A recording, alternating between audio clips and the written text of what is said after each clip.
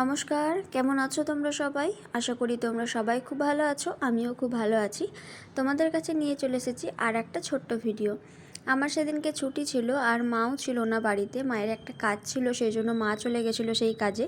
তো আমরা ঘুম থেকে উঠে তো ব্রাশ করে নিয়েছি, আর এদিকে সোনামা ওর মামার সাথে বসে বসে ব্রাশ করছিল আর বদমাশি করছিল। ওর তো বদমাশি সবসময় লেগেই থাকে, খালি পায়ে চলে গেছিলো বাইরে।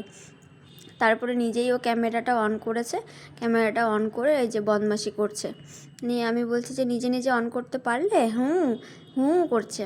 আর এই যে ক্যামেরার মধ্যে তাকিয়ে বদমাশি করছে, চোখটাকে পিটি করছে। তো আমরা আজকে ভেবেছি বাড়িতেই যখন আছি একটু কিছু দিয়ে একটু ভালো করে মশলা করে তৈরি করে চপ মুড়ি খাবো। তো প্রথমে পেঁয়াজ লঙ্কাটা কেটে নিয়েছিলাম, ধনেপাতাটাও কেটে নিয়েছিলাম। ধনেপাতা এখন উঠেছে, এত সুন্দর সেন্ট উঠছে।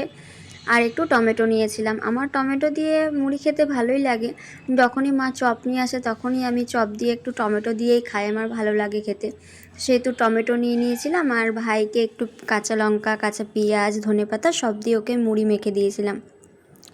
তারপরে আমরা মুড়ি টুড়ি খেয়ে নেওয়ার পরে আমরা কিন্তু একটু বেরিয়েছিলাম আমাদের কাজের জন্য।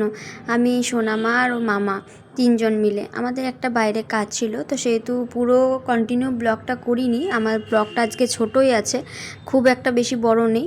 তো আমাদের মুড়ি খাওয়ার পরে কিন্তু আর রেডি হয়ে যাওয়ার পরে তোমাদের সাথে ছোট্ট একটা ভিডিও শেয়ার করেছি। তারপরে আমরা চলে গেছিলাম আমাদের কাজে।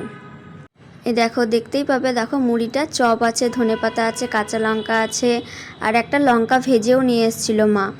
তো লঙ্কা ভাজাটা খেতেও কিন্তু খুব ভালো লাগে। আজকে চলে যাচ্ছে আমাদের কাজে, তো পরে আবার আসছি।